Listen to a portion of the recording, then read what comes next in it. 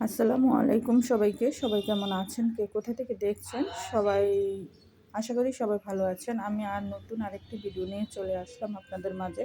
আজকে আমি রান্না করে দেখাবো বাইং মাছ ও আলু দিয়ে। প্রথমে এখানে আমি মশলাটি সব কষে নিয়ে আলু কষে নিয়েছি। আসলে ওটা নিতে পারিনি, স্কিপ হয়ে গেছে। তো এই যে এখানে এখন মাছগুলি আমি দিয়ে দিছি। মাছগুলি দিয়ে ভালো করে কষিয়ে নিব। মাছগুলি দিয়ে একটু ভালো করে কষে নিয়েছি। আপুরা ভাইরা যে যেখান থেকে দেখছেন একটু ধৈর্য সহকারে আমার ভিডিওটা দেখবেন প্লিজ, কেউ স্কিপ করবেন না। ভালো করে একটু কষে নিয়েছি। এখানে এখন আমি ঝোল দিয়ে দিব। এই যে আমি ঝোল দিয়ে দিয়েছি। ঝোল দিয়ে আবার একটু ভালো করে নেড়ে চেড়ে নিলাম।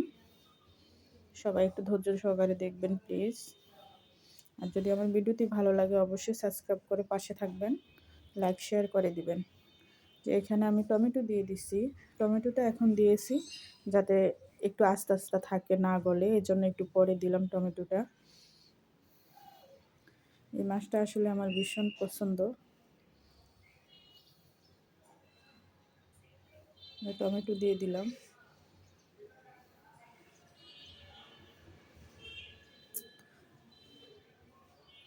এই যে আমার তরকারি হইতেছে।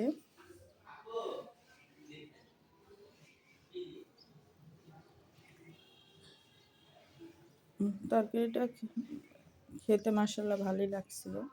যেমন প্রায় তরকারি হওয়া শেষের দিকে।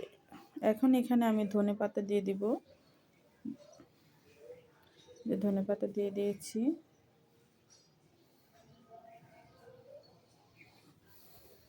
ভয়েস করা অত অভ্যাস নাই, তো এই জন্য একটু এলোমেলো হয়ে যায়। কেউ কিছু মনে করবেন না প্লিজ। তো যে যেখানে থাকবেন ভালো থাকবেন। আল্লাহ হাফেজ। আসসালামু আলাইকুম সবাইকে।